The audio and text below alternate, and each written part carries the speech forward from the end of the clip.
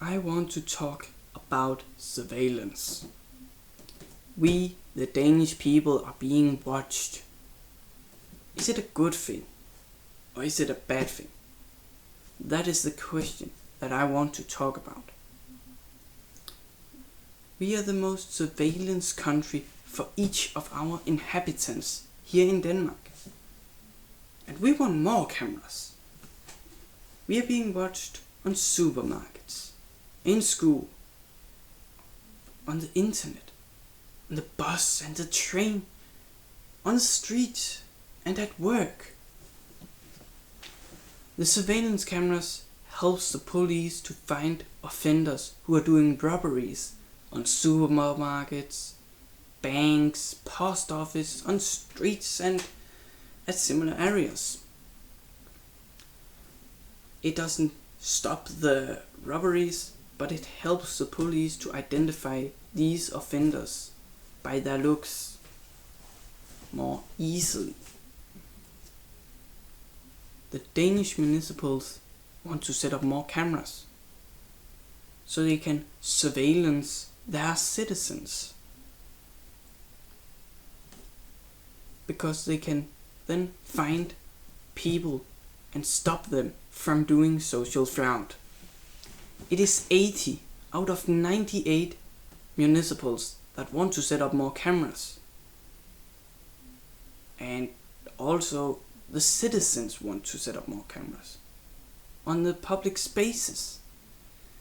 In a new survey with a group of the Danish citizens, was there 51% of the Danish citizens that thought that there were too few surveillance cameras on public spaces.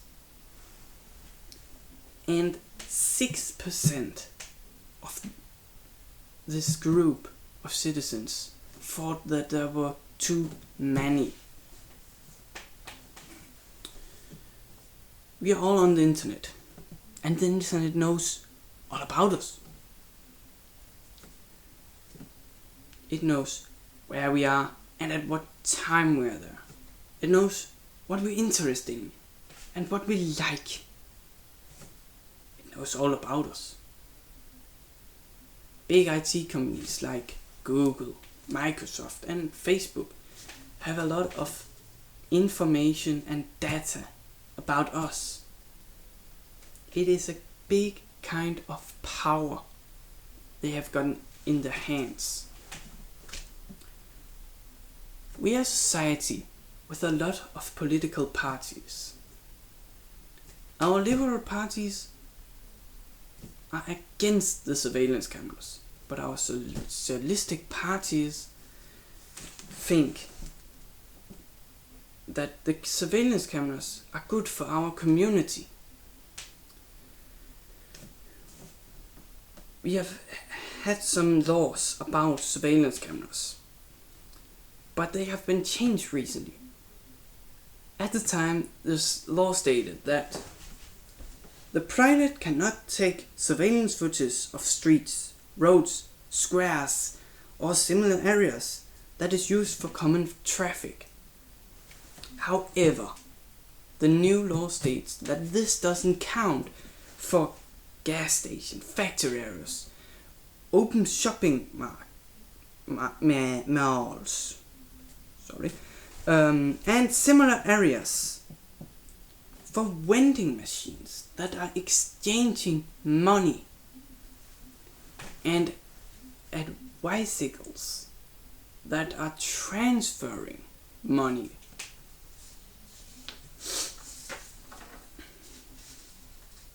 We are watching our own children, and they are watching us. In a survey with 46 Danish municipals, 37 of them said that they had surveillance cameras on their schools. And in another survey with 400 parents, 312 of them thought that a GPS phone was very relevant for their kids, because then they could know every time, anytime, where the kids were. The children are also watching us with their phones. A 12-year-old girl once got a leader suspended. He was a leader of a residence, and the reason why he got suspended was because of the girl had audio files of him threatening her and him comparing his job with kids, with dog training. The Danish magazine Se og Hør once had a scandal where they were accused for surveillancing up to 86 people with their credit cards. It was said that the magazine had hired a man from IBM and Nets that could get personal credit card information about these people, and then the magazine could know where the people were and at what time they were there. We are living in a society where surveillance is a part of our life. We have to live with it, and it will always be there. Do you think you're being watched right now, in this instance? What do you feel about the camera when it is watching you? Do you think it's okay for people to be surveillanced by cameras in public spaces? What do you think?